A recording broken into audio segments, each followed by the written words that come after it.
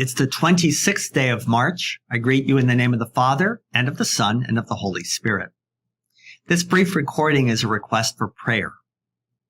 There's been a lot going on, and in particular, a decision that we would not be in person, face-to-face, during Holy Week services. That was not an easy decision to arrive at. We've all been experiencing, through this past year, through the pandemic, what many of us have been thinking about and reflecting on throughout the season of Lent.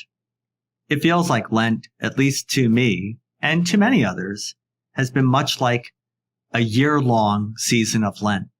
Uncertainty, unknown, questions, sadness, depression, discouragement, yet still in the midst of it, hope. A hope that God is in control. That certainty is what this message is about, because it's about us. This message is about being a community of believers committed to seeking the best for one another. In arriving at the decision to not be face-to-face, a handful of leaders had to come around a table, or in this case, around a online conversation. And we recognized that we were holding our own interests at the center of that discussion. Everybody's personal and private opinions were brought to the table. We also recognized that we had an obligation and a responsibility to make this decision on behalf of all of our members and our friends, and those not yet familiar with St. John's. I intentionally called a few people that I knew would be upset, that they disagree for whatever reasons, all personal reasons they acknowledged. They thought we should be face-to-face. So I took a risk, and I was willing to go back to the council and to our worship team and say that I took a risk. And I was going to place that decision in their hands. So I asked each of them,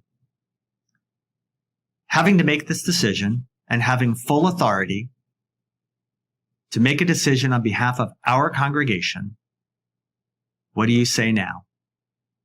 And they talked about their reasons, and then they ultimately, each one of them, to a person, said, if I had to make a decision in the best interests of all of our members, even knowing that the majority of our members are over 65, and that means in this community, they've all received a phone call, and they all could have received at least their first vaccination.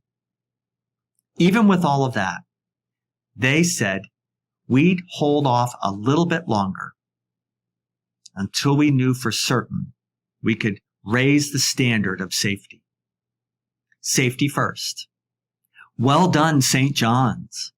Well done, not only the elected leaders of our congregation, not only those who volunteer in the worship team, but also to those who took a chance with a feisty pastor, committed to loving God and committing to loving all people, and coming down on a decision that we don't ever know. We'll never know if it's the perfect decision. We don't know if it's even the right decision.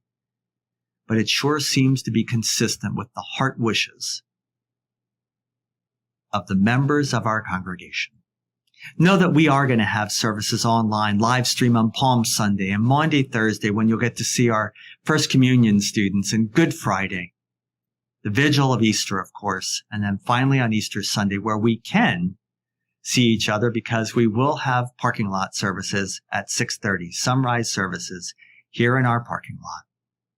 I can't tell you how much I appreciate your prayers.